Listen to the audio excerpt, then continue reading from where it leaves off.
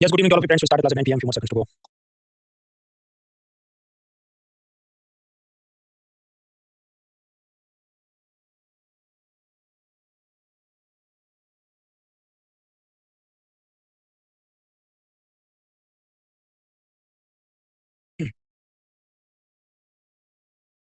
All right, friends. So now it is 9 p.m. We start this class. My first question is, can you see me? Can you hear me? देख सकते हैं, सुन सकते हैं. Voting line में आप vote करें. अमर, निखिल, प्रभात, अरुण, देव, मयंक, अंकित, अनंत, दान, मूव फॉरवर्ड. 4% लोग बोलेंगे देख सकते हैं कीबोर्ड पे कंट्रोल आइकन प्रेस करो, ब्राउजर यूज करो, डिसेबल करो, इनकॉग्निटो मोड में लॉगिन करो. मोबाइल से देख रहे हैं, मेक श्योर कि नेट की स्पीड ठीक हो, then it should work. Class में जो भी डाउट है पेन से लिख दो. क्लास खत्म होने के बाद गूगल फॉर्म से पूछ लीजिए. लिंक चैट बॉक्स के अंदर फर्स्ट लिंक है. फिर वो द्वार को मैं पीडीएफ फाइल में जब अपलोड करता हूँ. तो हम लोग पढ़ रहे हैं इकोनॉमी और उसका पिलर 1 डी आज खत्म हो जाएगा और कल रविवार से हम लोग बजट वाले सेकंड पिलर में जाएंगे. यार तो ये जो पिलर 1 था उसमें मनी बैंकिंग फाइनेंस इंश्योरेंस निपटा दिया, पेंशन निपटा दिया कल रात. और आज हम निपटा देंगे फाइनेंशियल इंक्लूजन, मतलब ये मुद्रा जनधन वगैरह योजना है. ये D2 और D3 का कॉमन हैंडआउट है जो ऑलरेडी मैं कल रात को अपलोड कर चुका हूँ. और हमने कल रात तक ये सब पेंशन की योजना खत्म की थी. रात को 2 बजे भी कोई उठा के पूछे इतना तो रटा हुआ होना चाहिए कि जो बीपीएल है उनको कोई फीस या प्रीमियम नहीं बना, उनको सीधा ही सरकार पेंशन दे देती है. नेशनल सोशल असिस्टेंस प्रोग्राम है. उसके ऊपर थोड़े अनऑर्गेनाइज सेक्टर, मतलब ये रिक्शा चाय की किटली चलाने वाले, सब्जी बेचने वाले, ऐसे जो वर्कर होते हैं असंगठित क्षेत्र के, मतलब कोई फैक्ट्री या कंपनी के अंदर वो काम नहीं कर रहे, तो उनके लिए क्या था, अटल पेंशन था, श्रमयोगी मानधन था. अटल पेंशन में 1 से 5,000 मिले, श्रमयोगी मानधन में 3,000 मिले, फिर वो मर जाए तो हस्बैंड आपको 1,500 मिले, वो हम देख चुके हैं. थोड़ा और ऊपर लोअर मिडिल क्लास कैसे वर्कर जो ऑर्गेनाइज सेक्टर, मतलब कंपनी में, सरकारी विभाग में कहीं काम करें, फैक्ट्री में काम करें, उनके लिए था ईपीएफओ. वो कितना 15,000 तक कमाता है उसके वास्ते. उसके थोड़े और ऊपर मिडिल क्लास, तो उसमें गवर्नमेंट एम्प्लॉय के लिए एनपीएस है. हालांकि उसमें आपका पेंशन कम भी आ सकता है, शेयर बाजार गिर जाए तो सरकार ने ऑप्शन दिया यूपीएस कि उसमें मिनिमम जो भी 10 साल हो गए 10,000 पेंशन मिले वगैरह. मेरे आपके जैसे बाकी जो लोग हैं प्राइवेट सिटीजन है वो भी ज्वाइन कर सकते हैं किसमें, एनपीएस में, लेकिन गवर्नमेंट हमारे अकाउंट में कुछ कंट्रीब्यूशन नहीं करेगी, कोई पेंशन की गारंटी सरकार नहीं लेगी. तो this was the gist of what we learn yesterday. अभी आगे बढ़ते हैं. आज हमें पढ़ना है फाइनेंशियल इंक्लूजन. फाइनेंशियल इंक्लूजन मतलब क्या, सब गरीब लोगों के बैंक अकाउंट खोल दो, इंश्योरेंस पेंशन इनको सब दिलवा दो, ऐसी बात होती है. लेकिन में कभी-कभी एक सवाल आ जाए, ये ऐसा नहीं है जैसा मॉनेटरी पॉलिसी है, डिजिटल पेमेंट है, टीआरआर वगैरह चीजें कि हर साल आए, कभी-कभी आता है. मींस में उपयोगी है इनडायरेक्टली कि अच्छा गरीब कल्याण के लिए सरकार क्या कर रही है, ये सब योजना चली ऐसा. अब यहाँ फाइनेंशियल इंक्लूजन मतलब क्या, वित्तीय समावेशन, सब लोगों को बैंकिंग, लोन, इंश्योरेंस, पेंशन की फैसिलिटी होनी चाहिए. और उसमें हम एक-एक करके समझेंगे बैंकों के लिए क्या है, इन्वेस्टमेंट, लोन्स, पेंशन, इंश्योरेंस के लिए क्या है. तो 60s के ज़माने में आरबीआई लेके आया लीड बैंक स्कीम. एक तो टीचर ऐसा करे कि क्लास में सब बच्चों का होमवर्क खुद चेक करे और उसका उतने पास टाइम नहीं होगा, तो क्लास में किसी होनहार को वो मॉनिटर बना दे, क्लास मॉनिटर, जो बाकी सबका होमवर्क चेक करे, डिसिप्लिन देखे, नाखून काट के आया कि नहीं, शू पॉलिश करके आया कि नहीं वगैरह. सिमिलरली आरबीआई हर एक डिस्ट्रिक्ट में जो बैंक सबसे ज्यादा अच्छा परफॉर्म कर रहा है उसको क्लास मॉनिटर बना देगा, यानी लीड बैंक स्टेटस देगा. उस क्लास मॉनिटर यानी लीड बैंक का काम क्या होगा, बाकी सब बैंक और एनबीएफसी की मदद से उस डिस्ट्रिक्ट के अंदर कैसे हम ज्यादा फाइनेंशियल इंक्लूजन करें, सबके बैंक अकाउंट खोले, सबको लोन मिले, ये सब के लिए वो प्लान बनाएगा. ऐसा वो डिस्ट्रिक्ट क्रेडिट प्लान बनाएगा. उसके अंदर उसका अप्रोच होगा सर्विस एरिया अप्रोच. अब ये क्या मुझे नहीं पता, पता नहीं तो बता क्यों रहे हो, क्योंकि एक बार सीधा हवा में से यूपीएससी ने ऐसा प्रश्न पूछा 2019 में कि जो सर्विस एरिया अप्रोच है वो किसके साथ जुड़ा था, जब लीड बैंक स्कीम के साथ. लीड बैंक स्कीम क्या, इतना मैंने पढ़ाया था, लेकिन ये सर्विस एरिया अप्रोच उसके साथ जुड़ा मैंने नहीं पढ़ा था. इसका कारण इतना किताबों में दिया नहीं, न्यूज़पेपर में कुछ बात है नहीं, हवा में से कुछ भी पूछ ले तो that is not a trend. उसको चेज करना पागलपन है, वो समझदारी नहीं है.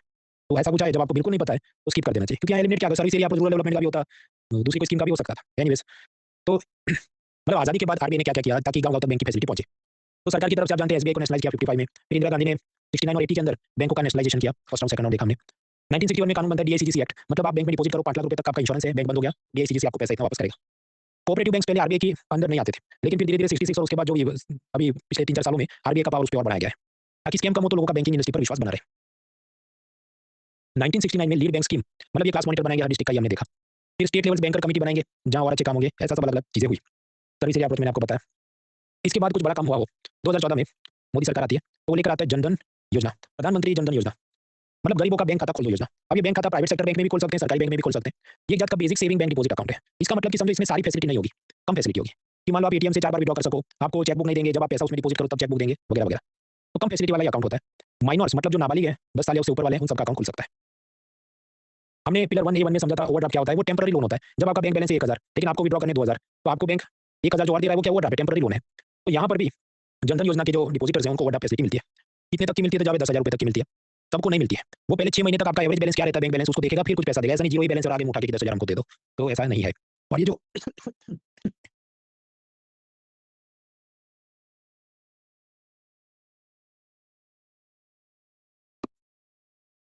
पता नहीं इतनी धूल मिट्टी है कि कुछ भी करो गला कुछ खराब ही हो जाए. एनीवेज, तो 6 महीने का बैलेंस देख के आपको ओवरड्राफ्ट फैसिलिटी मिलेगी. और ओवरड्राफ्ट आप जानते हैं क्या लोन है, तो आपने ये पैसा रिटर्न करना होगा, ऐसी उसमें रूल होगी. अब मान लो एक घर के अंदर 3 लोग हैं, तो क्या 3 लोगों को ओवरड्राफ्ट मिलेगा, 30,000 हो जाएगा फैमिली के पास, ऐसा नहीं है.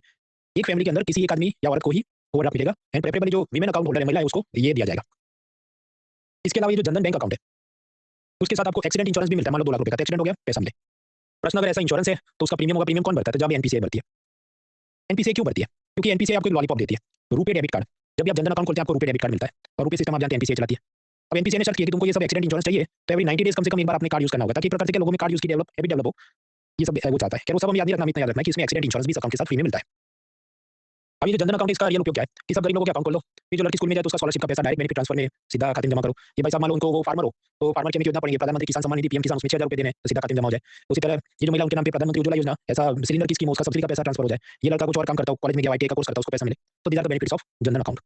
हालांकि इसमें नेगेटिव भी बात है। अब याद करो हमने पिलर 1 में समझा था म्यूल्स मनी म्यूल्स मतलब जो बिजनेसमैन है 500,000 के नोट बैन हो गए खुद का पैसा जमा करता है तो डर लेता है इनकम टैक्स डिपार्टमेंट। तो बिजनेसमैन अपने से जो गरीब उसके घर माली ड्राइवर वगैरह होंगे उनके जनधन अकाउंट में पैसे जमा करके ब्लैक का पैसा व्हाइट करा दिया। तो जनधन अकाउंट का मनी म्यूल के रूप में यूज होता है ऐसा द हिंदू अलग अलग टाइम पे क्रिटिसाइज करता है तो हमने जान दिया। कोरोना में सरकार ने सबको एक खाते में कुछ पैसे जमा किए थे वगैरह अपन वो अब इतना हमारे लिए काम करें। तो बैंक में हमने देख लिया जाने लगा क्या था। तो जनधन योजना थी और दूसरा प्रायोरिटी सेक्टर लैंडिंग नॉर्म्स की बैंक वाले जितना पैसा लोन में घुमाते हैं उसका 40% गरीबों को किसानों को एमएसएमई को जाना चाहिए। ये ऑलरेडी हम पिलर 1 2 मॉनेटरी पॉलिसी में देख चुके हैं। अब आगे बढ़ते हैं इन्वेस्टमेंट। आपके बैंक में पैसा इन्वेस्ट तो कर लिया अभी क्या है देखिए बैंक अकाउंट में मुश्किल से 3% 6% कुछ ब्याज मिले। अगर आपको ज्यादा प्रॉफिट कमाना है तो या तो गोल्ड में शेयर में बिटकॉइन में कहीं इन्वेस्ट करना चाहिए। लेकिन गरीब आदमी को इतना सब एक्सपोजर नहीं हो अवेयरनेस नहीं हो लेकिन उसके भी जब थोड़ा और पैसा मिल जाए तो उनके वास्ते सरकार ने कुछ स्मॉल सेविंग स्कीम्स वगैरह लॉन्च किए उसे हमें आगे समझना है। लघु बचत योजना मतलब बेसिकली उसमें होता ही है कि आप 10 15 20 साल के लिए पैसा लॉक करवा दो और फिर वो आपको उस पर अच्छा इंटरेस्ट देंगे 8%। पहले 9% भी देते आजकल 7 to 8 मिलता है। अब 8% ब्याज में क्या होगा वो ऐसा है भाई कि आप कंटिन्यूसली बहुत साल तक रखो तो पैसा डबल हो जाएगा क्योंकि कंपाउंड इंटरेस्ट रेट है ब्याज पे ब्याज चढ़ता है तो इस कारण से डबल हो जाएगा। There is some rule of 72 वो सी सेट में पढ़ना कि मान लो 8% ब्याज मिल रहा है तो 9 साल के बाद आपका पैसा डबल हो जाएगा वगैरह फिर वो सी सेट में आप देखना कंपाउंड इंटरेस्ट। अभी जो स्मॉल सेविंग स्कीम है जैसे पोस्ट ऑफिस सेविंग स्कीम मतलब वहां जाके आप 5 साल के लिए कुछ ऐसा डिपॉजिट कर दो। Senior citizen saving scheme national saving certificate Kisan Vikas Patra public provident fund Sukanya Samriddhi Yojana basically deposit money for some 5 or 10 years and you get good return on it। ये जो स्मॉल सेविंग स्कीम है इसका खाता आप कहाँ खोल सकते हैं पोस्ट ऑफिस में जाके खोल सकते हैं बैंक में भी इसके कुछ फॉर्म मिल जाए। ये सारा पैसा जाता किधर है आपने जो पैसा डिपॉजिट किया वो जाता है सरकार के नेशनल स्मॉल सेविंग फंड में। वहां से वो पैसा जाता है लोन में केंद्र सरकार को राज्य सरकार को फूड कॉर्पोरेशन ऑफ इंडिया और ऐसे सरकारी निगमों को वो आगे सेकंड पिलर में हम देखेंगे। इस पर आपको कितना इंटरेस्ट मिलेगा कौन तय करे तो जब सरकार तय करती है। सरकार का डिपार्टमेंट ऑफ इकोनॉमिक अफेयर्स है फाइनेंस मिनिस्ट्री के नीचे विभाग है वो तय करता है और वो भी कैसे तय करता है कि साल में आप जानते हैं 12 महीने हैं तो 3 क्वार्टरली बेसिस पे वो अनाउंस करेंगे कि अभी इतना मिलेगा इतना मिलेगा। तो जितनी बार वो अपडेट करते हैं तो हिंदू में खबर आती है तो हमें नींद नहीं खोनी है एवरेज 8% के आसपास देते खत्म। अगर आते रहता नहीं ये इंक्रीज किया डिक्रीज किया ये सब रोज का पढ़ना नहीं है भाई हमने खत्म कर दिया टॉपिक। अब ये सारी योजना अपने लिए इतनी इंपॉर्टेंट नहीं है इतनी हाई प्रोफाइल नहीं है। एक दो जो काम की योजना है वो पढ़ते हैं। सुकन्या समृद्धि योजना which is part of the small saving schemes. Simple एक लाइन में कहना था आपके घर बेटी पैदा हुई उसके नाम का long term fix deposit bank में करना है ऐसी ये योजना है। छठे पिलर में हम जब ह्यूमन रिसोर्स डेवलपमेंट समझेंगे उसमें योजना समझेंगे बेटी बचाओ बेटी पढ़ाओ योजना उसी का एक सब कंपोनेंट है ये सुकन्या समृद्धि योजना। कि जब बेटी पैदा हुई तो 0 से 10 ईयर में उसका खाता खोल दो हर साल 250 रुपये से लेके 1.5 लाख रुपए आप डिपॉजिट करो मतलब पेरेंट और ये जब तक लड़की 14 साल की हो तब तक हर साल डिपॉजिट करते रहो। इस पर ब्याज कितना मिले पहले 9% देते थे आजकल 8%। ये डिपॉजिट नहीं करना 14 साल तक ही करना है। फिर ये बढ़ते बढ़ते जब आप जाएंगे तो 8-9 का ब्याज मिले समझो पैसा डबल हो जाता है after some year because of the compound interest rate. अब ये जो भी पैसे हो गए मान लो 10 लाख हो गए इसमें से 50% वो लड़की विड्रॉ कर सकती है जब वो 18 ईयर की हो जाए बाकी की रकम वो विड्रॉ कर सकती है 21 एज पे। आपके ऐसा दो क्यों रखा है 18 पे सारा विड्रॉ कर देना तो नहीं इसमें शर्त है कि 21 पे रिमेनिंग 50% वो विड्रॉ कर सकती है। अगर वो पहले शादी हो जाए 21 साल से पहले उसकी शादी हो जाए तो फिर उसका ये खाता बंद कर देंगे। आपके खाता बंद करके क्या पैसा तो आ जाएगा भाई देयर आर प्रॉब्लम्स। आपका खाता बंद हो जाए समझो नॉर्मल अकाउंट में मान लो 7% इंटरेस्ट मिलता है इधर आपको 8-9 मिल रहा है। दूसरा यहाँ पर जो ब्याज मिलता है उस पर कोई इनकम टैक्स नहीं है। नॉर्मल बैंक अकाउंट में मैं और आप पैसा रखते हैं उस पर जो भी इंटरेस्ट हम कमाते हैं उस पर इनकम टैक्स चलता है तो ये सब फायदे रहते हैं। तो सरकार ने जानबूझ के ये किया था कि 21 ईयर्स तक वो लड़की शादी नहीं करे उसके पेरेंट्स शादी नहीं कराए we have to encourage late marriage ताकि वो अपनी पढ़ाई लिखाई करियर को परस्यू कर सके दैट इज द आइडिया। तो 50% विड्रॉ 18 बाकी 50 at 21। सीएपीएफ मतलब ये बीएसएफ सीआरपीएफ वगैरह में ऑफिसर की रिक्रूटमेंट के लिए यूपीएससी की जो परीक्षा हो उन्होंने क्या पूछा अंडर सुकन्या समृद्धि योजना मैक्सिमम एक साल में कितना डिपॉजिट कर सकते हैं जावे कितना कर सकते हैं 1.5 लाख। और ये मैंने पहले से पढ़ाया था उन्होंने पूछा फिर पढ़ाया जितने साल से मैं योजना पढ़ा रहा हूँ तब से ये पढ़ाएगा। तो जो ये पूरी दिल्ली कोचिंग माफिया और उनकी जो पीआर टूलकिट चलती है यूपीएससी टेस्टिंग आईक्यू नहीं क्यू वगैरह तो हम पूरे आईक्यू क्यू सीधा पैप तो पूछा इसमें ये भी तो हो सकता था ये भी तो हो सकता है ये भी हो सकता है आप क्या एलिमिनेट करोगे। तो remember if you do not know such fact तो भगवान का नाम लेके स्किप करना तो के मारने मत बैठना। फिर सरकार 2023 के बजट में ऐसी एक और स्मॉल सेविंग स्कीम लेके आई महिला सम्मान बचत पत्र उसमें 2 साल के लिए पैसा लॉक करा और आपको 7.5% ब्याज मिले। हालांकि उतना तो आजकल बैंक की फिक्स डिपॉजिट में भी मिले पर बजट में दिखाना हो कि हमने कुछ नया किया तो लेके आए थे। I would not lose sleep over this इस पे नींद खोना नहीं है इतना फेमस ये टॉपिक नहीं है। उसी तरह ये सीनियर सिटीजन सेविंग उनके कितना पैसा उसमें इन्वेस्ट कर सकते हैं ये कुछ काम का नहीं आगे बढ़ो। तो स्मॉल सेविंग स्कीम हमने समझ ली उसमें भी जानने और याद रखने लायक कौन सी है सुकन्या समृद्धि योजना बेटी के नाम पे long term fix deposit account खोलना है। फिर आता है चीट फंड। देखिए जो चीट फंड है ये कुछ साल पहले बहुत हाई प्रोफाइल टॉपिक था क्योंकि वेस्ट बंगाल में स्कैम हुआ था। अब ये इतना हाई प्रोफाइल नहीं है तो मैं आपको 1-2 लाइन में जितना समझा उतना याद रखना और उसमें जानना नहीं कि क्या क्यों कैसे होता है। चीट फंड में ऐसा ये सब गरीब लोग कि महीने में हम 10 रुपये 15 रुपये ऐसा सेव करेंगे तो ये लोग ऐसा चीट फंड बना के उसमें हर महीने जो भी 10 रुपये 100 रुपये कुछ सेव करते हैं। इस फंड का एक मैनेजर होता है जिसको कहते हैं फोरमैन। अब ये चीट फंड में मान लो जो भी 10,000 रुपये जमा हुए तो इनका ये जो ग्रुप है उसके किसी मेंबर को वो लोन के रूप में दे देंगे फिर उस आदमी ने वापस करना है और उसमें से ये लोग का प्रॉफिट होगा वापस में बांट लेंगे ऐसा ये चीट फंड होता है। रियल लाइफ में से थोड़ा कॉम्प्लिकेटेड है पर हमें इतना ही जानना इससे ज़्यादा जानना नहीं है। अब ठीक है चलो तो चीट फंड मतलब कोई एक ग्रुप बनाते हैं उसमें ये लोग पैसा कंट्रीब्यूट करते हैं और अपने मेंबर को लोन में देते हैं वो रिटर्न करते हैं सबका प्रॉफिट होता है। ये इसका ऑब्जेक्टिव है। आप चीट फंड रजिस्टर करो तो ऐसा ही काम करना है। वेस्ट बंगाल आसाम बिहार वगैरह में ऐसे चीट फंड बनाए लोगों ने लेकिन फिर उन्होंने क्या किया स्कैम कर दिया कि फोरमैन ने उसको मौज आ जाती है मैं तो मूवी बनाऊंगा शेयर मार्केट में पैसा लगाऊंगा कभी लेके पैसा भाग जाएगा ये सब 2 नंबर के काम होने लगे तो स्कीम कोलैप्स हो गई तो ये सब गरीबों का पैसा बर्बाद हो गया।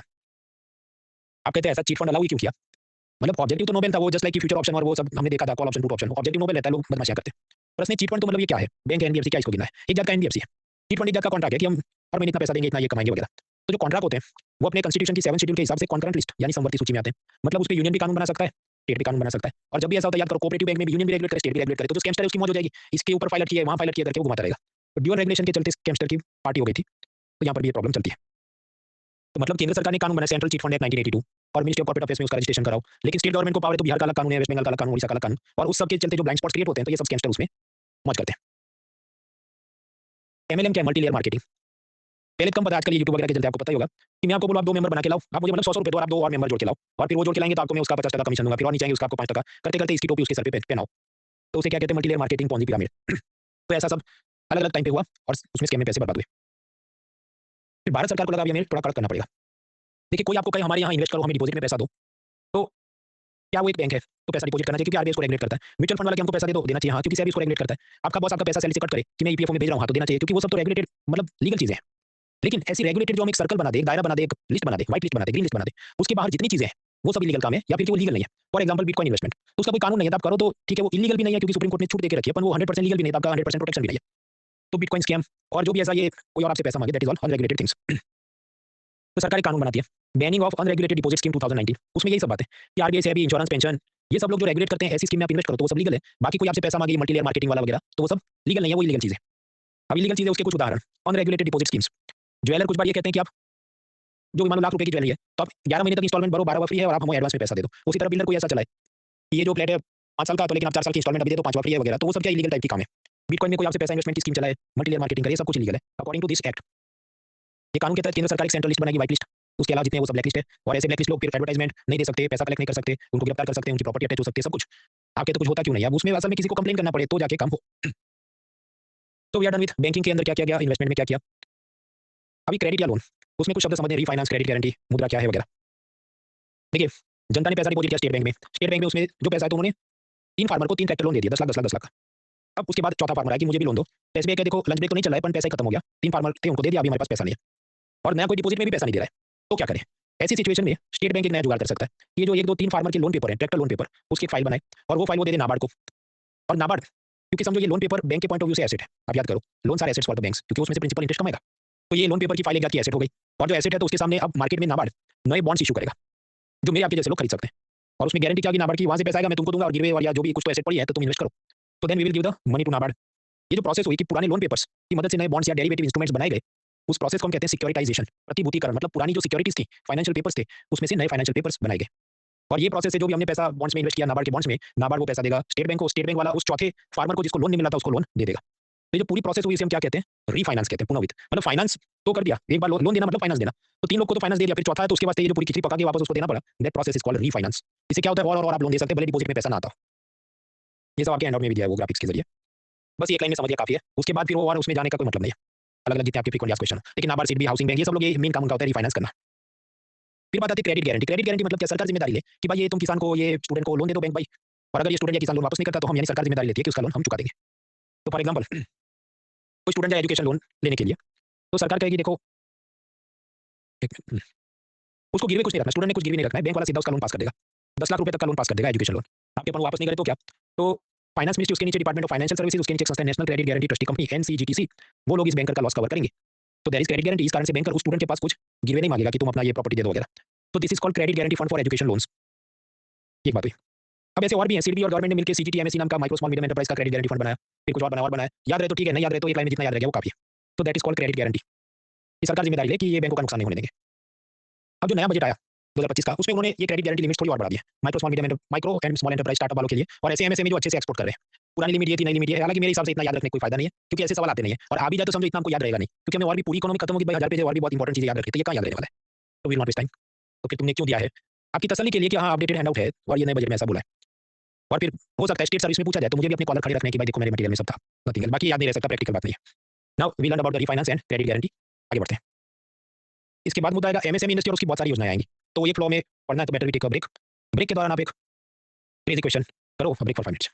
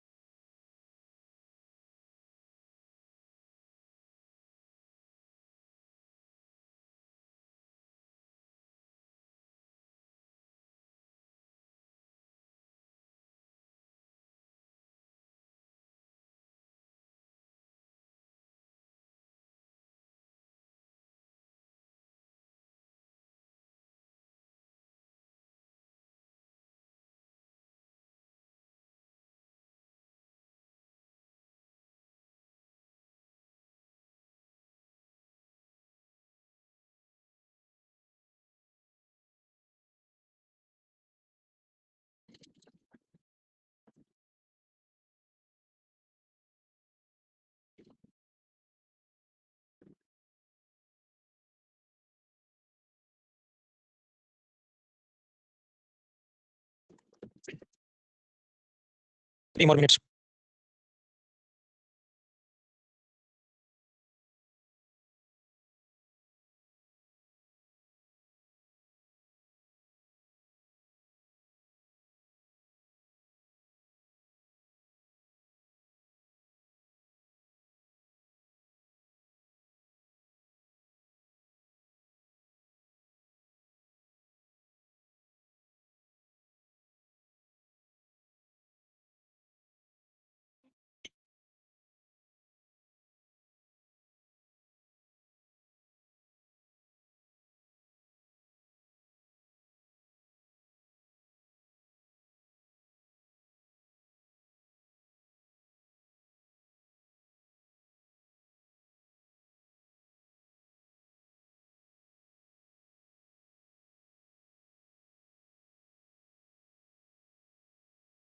One more minute.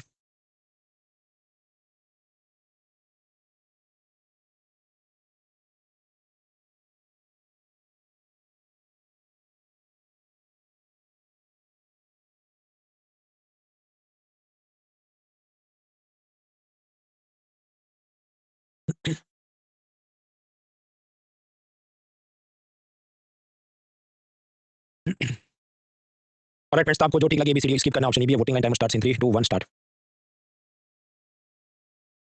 Himanshu, Aman, doctor Mohit, Anchal, Romi, Sheetal, Sumit Kumar, Shweta Pant, Jaymin Singh, Chandan, Rajesh, Shivansh, Hardeep Singh, Ayush, Richa, Arjun, Durgesh, ज्योति, आर्यन, कोमल, महक, मधुकर, हेलिना, कुशाल, प्रभात, दिलीप, गरिमा, अनिकेत, प्रियांशु, ऋषिका, लोबजैन, अतीश, ऋतु, मिथिलेश, अभिषेक, अल्बर्ट, सीआर, सेवन, धनराज, अमर, साक्षी, सूर्यांश, नवनीत, आशुतोष, आदर्श करेक्ट आंसर्स। देखिए, अलग अलग जात के वर्कर्स होते हैं। कैजुअल मतलब क्या, उसका परमानेंट जॉब नहीं है। कॉन्ट्रैक्चुअल मतलब उसका भी परमानेंट जॉब ऐसा नहीं कि 10-20 साल का है, 2-3 साल के लिए उसको रखा है। रेगुलर एम्प्लॉय आप समझते हैं कि कायमी उसका नौकरी है। तो इनके कानून में क्या लिखा है कि the act does not differentiate between this and this, मतलब कि हर एक को सब कुछ मिलना चाहिए। The act does not differentiate between casual, contractual and regular employees. तो जो ईपीएफओ के अंदर नॉन परमानेंट या टेम्पररी या कैजुअल एम्प्लॉय है उसको भी सारे लाभ मिलेंगे जब तक वो नौकरी में है, और जो रेगुलर एम्प्लॉय है उसको भी सारे लाभ मिलेंगे, जो भी पेंशन प्रोविडेंट फंड, जब तक वो नौकरी में है। तो ideally the statement one should be correct कि all casual workers are EPFO, उनको एंटाइटल है। लेकिन जो ऑफिशियल आंसर किया है वो कहती है नहीं, सिर्फ 2 और 3 ओनली इज करेक्ट। अब ये असल में क्रेजी क्वेश्चन है, इनको इधर पूछना ही नहीं चाहिए क्योंकि इतना ईपीएफओ का कौन तैयार करके जाने वाला है। पर तकलीफ क्या होगी कि जो प्रोफेसर को इन्होंने काम सौंपा कि तुम आईएएस का भी पेपर सेट करो, ईपीएफओ के लिए भी क्वेश्चन अप्लाई करो, फिर इन्होंने क्वेश्चन बैंक बनाई होगी, अब उसमें ठीक से सब टैगिंग किया हो तो शॉर्ट कमांड देके उनका क्वेश्चन पेपर अलग बनना चाहिए, अपना अलग बनना चाहिए, तो ये सब ऐसे बना दिया है। तो क्रेज इसको देख के ये सब हम पढ़ने नहीं बैठेंगे। This is not the optimal use of mental energy and time. और सब्जेक्ट तैयार करो। तो हम लोग पढ़े थे बैंकिंग, समझ लिया, इन्वेस्टमेंट मतलब गरीबों के लिए और बाकी फाइनेंशियल इंक्लूजन के लिए क्या हो रहा है। लोन की बात करें तो उसमें रिफाइनेंस और क्रेडिट गारंटी देख लिया। अब समझते हैं एमएसएमई की बहुत सारी होता है। एमएसएमई मतलब क्या, 4 पापड़ अगरबत्ती, छोटा कोई धंधा कर रहा है। इंडिविजुअल फर्म भी हो सकती है, बीडी मास्टर का ट्यूशन क्लास या बाइसिकल रिपेयर का कुछ किया। पार्टनरशिप फर्म हो सकती है, 2 जने मिलकर रेस्टोरेंट बनाए। लिमिटेड लायबिलिटी पार्टनरशिप हो सकती है, जैसे वाजिरा में कोचिंग क्लास, या एलएलपी क्या है, पिलर 1 सी में हमने देखा था लास्ट में। या फिर कंपनी एक्ट में आप कंपनी रजिस्टर कर दो, कोई छोटी साइज की फूड प्रोसेसिंग कंपनी है। तो all of this can be MSME. Exact definition क्या है? देखिए, एग्जैक्ट डेफिनेशन 2 बार चेंज हो चुकी है। 2006 में कुछ अलग थी, 2020 में कुछ अलग की, कोरोना के बाद 2025 के बजट में कुछ अलग की। मैंने तीनों डेफिनेशन आपके हैंडआउट में दी है, आपके भाई लेटेस्ट ही दे देते। I agree. लेकिन ये जो स्टेट सर्विस वाले हैं वो क्या, वो क्वेश्चन बैंक अपडेट ही नहीं करते। तो कुछ तो ऐसे होंगे स्टेट सर्विस के क्वेश्चन बैंक, वो तो 2006 वाला ही पूछे आपको, और फिर आप कहो नहीं वो आंसर की इनवैलिडेट करा देंगे। भाई क्वार्टर तक के खा लो, आप जानते स्टेट से ये बिहार में अभी धमाल हुई, क्या हुआ अभी तक मुझे पता नहीं, कोई फाइनल सॉल्यूशन निकला कि नहीं। तो जैसा देश वैसा बेस, उनकी तैयारी करें तो उस हिसाब से जाना चाहिए। तो हाँ, तो फिर तीनों आपको डेफिनेशन देख के जानी चाहिए। एनीवेज, जो डेफिनेशन एक ओवरव्यू ले लेते हैं। 2006 के अंदर एमएसएमई कानून में व्याख्या किया गया कि माइक्रो स्मॉल मीडियम एंटरप्राइज क्या है। उस वक्त मैन्युफैक्चरिंग और सर्विस सेक्टर की अलग डेफिनेशन थी कि आप कुछ ये अलमारी, चूड़ियाँ ऐसा कुछ बना रहे तब मैन्युफैक्चरिंग करें। तो तब अगर आपकी ये जो भी कंपनी है, फर्म है, उसमें 25 लाख से ज़्यादा इन्वेस्टमेंट नहीं तो माइक्रो एंटरप्राइज, 5 करोड़ से ज़्यादा नहीं तो स्मॉल और फिर मीडियम। सर्विस सेक्टर मतलब मान लीजिए आपने कंप्यूटर वारंटी सर्विस का कुछ बनाया छोटा सा कंपनी, तो उनकी अलग लिमिट थी। तो प्रीवियसली 2006 में अलग था, फिर 2020 में आया कोरोना, कोरोना के बाद आत्मनिर्भर भारत। तो सरकार ने कहा कि देखो अब से मैन्युफैक्चरिंग और सर्विस सेक्टर की कंबाइंड डेफिनेशन करते हैं। और कंबाइंड डेफिनेशन ऐसी कि अगर आपकी ये जो कंपनी उसमें 1 करोड़ से ज़्यादा इन्वेस्टमेंट नहीं हुआ एंड साइमल्टेनियसली, और साथ ही साथ आपकी कंपनी का टर्नओवर या सेल मान लो 5 करोड़ से ज़्यादा नहीं है, तो आप एक माइक्रो एंटरप्राइज हो। फिर उससे थोड़ा ज़्यादा तो स्मॉल एंटरप्राइज, उससे थोड़ा ज़्यादा तो मीडियम। तो ऐसी पहले योजना थी, मतलब ये 2020 की बात है। उसके बाद 2025 में अब क्या किया कि पहले जो भी लिमिट्स थे उसको मे बी अराउंड 2.5 टाइम्स बढ़ा दिया, 2 टाइम्स बढ़ा दिया। ऐसी नई डेफिनेशन उन्होंने की है। एक दो बार आप खुद से नोट पेन से लिखना तो आपको रेशियो बैठ जाएगा दिमाग में, फिर कुछ एमसीक्यू आए तो हो गया। तो at least you should remember, IAS exam के लिए भी एटलीस्ट लेटेस्ट वाली तो याद रखनी चाहिए। थोड़ा और मेहनत करके पुरानी भी याद रख लो तो बेस्ट है। तो 2 डेफिनेशन यू शुड मेमोराइज। अभी जो एमएसएमई योजना है, मतलब ये टेबल आपके हैंडआउट में आराम से देखना, हर एक अंडरलाइन खींच के 20 मिनट इसमें खींचने नहीं है, ये आपकी बुद्धि का अपमान होगा। मैं इधर आईएएस के कैंडिडेट्स को पढ़ाने आया हूँ, स्कूल बोर्ड वालों को नहीं। एमएसएमई के लिए अलग अलग स्कीम्स हैं, एक एक दो लाइन में याद रखनी है। मान लो कोई एमएसएमई आचार पापड़ अगरबत्ती वाला एक्सपोर्ट कर रहा है अमेरिका में, और उसने बैंक से लोन लिया है, तो जो लोन का ब्याज है उसपे 2 से 3% गवर्नमेंट अपने पॉकेट में से बैंकर को देगा। It is called interest equalisation scheme for the MSME exporters. तो एक्सपोर्टर ने बैंक से जो लोन लिया, सरकार अपने पॉकेट से कुछ ब्याज चुकाएगी। फिर कोरोना में बहुत सारी स्कीम आ गई, सरकार ने 10,000 करोड़ दे दिए फंड ऑफ फंड्स में। मतलब वो समझो वो बड़ा सा डैम है और उसमें से छोटे छोटे कैनाल के स्वरूप में और फंड्स में पैसा जाएगा। ये 10,000 करोड़ में से ये फंड ऑफ फंड है, उसमें से यूटीआई म्यूचुअल फंड को कुछ जाए, कुछ आईसीआईसीआई वेंचर कैपिटल को जाए, वो लोग अपने पॉकेट से कुछ और पैसा ऐड करें, और ये फिर सारा पैसा माइक्रो स्मॉल मीडियम एंटरप्राइज के अंदर शेयर इन्वेस्टमेंट के रूप में या हमका इक्विटी इन्फ्यूजन के रूप में जाए, मतलब ये एमएसएमई वाला अपना आईपीओ निकाले, अपना follow on public offer FPO निकाले, तब उसके अंदर यहाँ से पैसा इन्वेस्ट होगा। तो ये लोन नहीं है, ये शेयर कैपिटल जैसा इन्वेस्ट हुआ। फिर कोरोना में लोन की बहुत सारी स्कीम आई। मान लो ये एमएसएमई एंटरप्रेन्योर है जिसने लोन लिया था और वो एनपीए हो चुका है, बैड लोन हो चुका है, वो इंस्टॉलमेंट नहीं चुका है टाइम पे। तो गवर्नमेंट ने कहा ऐसे लोगों को तुम एक्स्ट्रा लोन दे दो बैंक वालों को। इस योजना का नाम है सबऑर्डिनेट डेट फॉर एमएसएमई, ताकि ये क्या वापस अपना धंधा चालू कर सके। तो जिसका अकाउंट एनपीए हो गया उसको और एक्स्ट्रा लोन दो ताकि वापस धंधा चालू करे। अब मान लो कोई दूसरा ऐसा एमएसएमई बॉरोवर है जिसका पुराना लोन अकाउंट नॉन एनपीए है, एनपीए नहीं है, वो तो तभी से इज्जत से सारे इंस्टॉलमेंट भर रहा था, लेकिन उसको भी अब फिर से एक्स्ट्रा लोन चाहिए तो दे दो, बैंक वालों को बोला। और इस योजना का नाम है ECLGS, emergency credit line guarantee scheme, ECLGS, ताकि ऐसे ईमानदार होनहार एमएसएमई वाले जिनका लोन पुराना लोन अकाउंट एनपीए नहीं है, तभी से वो भरे इंस्टॉलमेंट, उनको एक्स्ट्रा लोन चाहिए तो एक्स्ट्रा लोन मिलेगा। तो कोरोना में ऐसी ईसीएलजीएस। आपके पर सरकार बैंकों को बोल रही है, तो बैंक का अगर लॉस हो गया तो उसका क्या, तो लॉस की भरपाई सरकार करेगी। सरकार ने क्रेडिट गारंटी दी है, दैट इज द मतलब जिस्ट ऑफ द स्कीम। सरकार क्रेडिट गारंटी दे के बैंकों को बोलती है तुम ये सब एमएसएमई वालों को लोन दे दो, सबऑर्डिनेट डेट एंड ईसीएलजीएस। ये जो ईसीएलजीएस है ये शायद अभी भी चालू है, तो ये साल में इतना लोन दे दिया, बहुत दूध की नदियां बह रही है, ऐसा जब आया था आपको समझ जाना कि इसके आसपास बात चल रही है। 2024 बजट में ये नया लेके आए कि मान लो ये एमएसएमई वाले को कुछ नया ये सब ग्राइंडिंग मशीन खरीदना है 100 करोड़ रुपए का। अब स्वाभाविक इतना महंगा मशीन है तो बैंक वाला इंसिस्ट करेगा कि कुछ गिरवी रखो, लेकिन सरकार ने कहा नहीं, बिना कुछ गिरवी रखवा इसको आप लोन में 100 करोड़ तक पैसा दे दो अगर उसे कुछ मशीनरी खरीदनी है। बैंक का अगर लॉस हो गया, एनपीए हो गया, तो क्या, तो उसके लिए गारंटी फंड बनाया जाएगा जहां से बैंक के लॉस की भरपाई हो। आपके अपनी गारंटी फंड में पैसा कहां से आएगा, क्या टैक्स पेयर ने इनकम टैक्स जीएसटी भरा उसका पैसा जाएगा, जवाब नहीं। यही सब एमएसएमई वालों को बोला जाएगा कि तुम लोग गारंटी फी नाम का एक नया कुछ फी भरो जो इस फंड में जाएगा, जहां से वो जो भी आगे शेयर बॉन्ड गवर्नमेंट सिक्योरिटी में इन्वेस्ट करेगा, और जब तुमने लोन नहीं चुकाया तुम में से किसी एक ने, तो जो बैंकों का लॉस हो रहा है इस सेल्फ फाइनेंसिंग फंड में से वो कवर अप किया जाएगा। तो that is self financing guarantee fund. ये जो एमएसएमई वाले हैं उनको लोन लेने में बहुत दिक्कत आती है। उसका कारण ये कि जब भी आप लोन के लिए अप्लाई करें तो क्रेडिट रेटिंग और सब चेक करेगा, तुम्हारा सिबिल स्कोर क्या है वगैरह। लेकिन कई सारे एमएसएमई वो मोस्टली कैश में धंधा करते हैं। मान लो लोकल बेकरी वाला है या ये जो भी अचार पापड़ बनाने वाला है, तो क्योंकि कैश में ट्रांजैक्शन करेगा तो उसका बैंक बैलेंस आपको दिखे नहीं, उसका कोई जीएसटी का रिकॉर्ड मिले नहीं, इनकम टैक्स का रिकॉर्ड मिले नहीं, इस कारण से उसका क्रेडिट रेटिंग या क्रेडिट स्कोर बहुत अच्छा दिखेगा नहीं, ये भाई कितना कमाते हैं हम जानते नहीं। इसलिए सरकार ने कहा नहीं, अब से जो भी ये सरकारी बैंक है उन्होंने अपनी खुद की in house credit rating system कुछ बनाए, ताकि सिबिल वगैरह के जो मतलब प्राइवेट सेक्टर की जो भी एनबीएफसी टाइप की कंपनियां उनके भरोसे मत रहो, तुम अपना अलग से बनाओ जो इनकी जरूरतों को पूरा कर सके। दूसरा, नॉर्मली जब बैंक आपका लोन अप्रूव करता है तो चेक करेगा तुम्हारी एसेट्स कितनी है, तुम्हारे जो दुकान है उसमें कितना सेल आता है। सरकार ने कहा आप ये भी उसमें थोड़ा देखो कि यूपीआई ट्रांजैक्शन कितने हो रहे हैं, अगर ये व्यापारी यूपीआई से ज्यादा ट्रांजैक्शन करे तो उस पर थोड़ा रैम खाओ और उसका सब पास करो आप। तीसरा, क्या आपका ये जो छोटा मोटा धंधा है उसका अकाउंट बुक, बैलेंस शीट, ये सब बैंक को दिखाओ तब लोन पास होता है। तो सरकार ने कहा नहीं, कंपलसरी नहीं है ऐसा अकाउंट बुक या बैलेंस शीट ना भी मेंटेन करता हो, छोटा मोटा कोई बेकरी वाला है फिर भी उसका यूपीआई में कितना ट्रांजैक्शन है ये वो देख के आप लोन अप्रूव करो। ऐसा सब बजट 2024 ने रिफॉर्म की बात की। तो एमएसएमई में हमने कुछ चीजें देखी, अभी और आगे बाकी मुद्रा क्या है। भारत के अंदर ये करीब 5 करोड़ के आसपास ऐसे यूनिट है, माइक्रो स्मॉल यूनिट्स। भारत का जितना एक्सपोर्ट जाता है उसमें 40% है, उससे ज्यादा ये लोग कंट्रीब्यूट करते हैं। ऐसे ये जो लघु उद्योग है 60% ऑफ देम, उसके मालिक कुछ ये जो भी SC ST OBC weaker section से आते हैं, इनको लोन चाहिए होता है 50,000 10 लाख ऐसा छोटा मोटा लोन, लेकिन बैंक से मुश्किल से इनको 4% लोन मिलता है।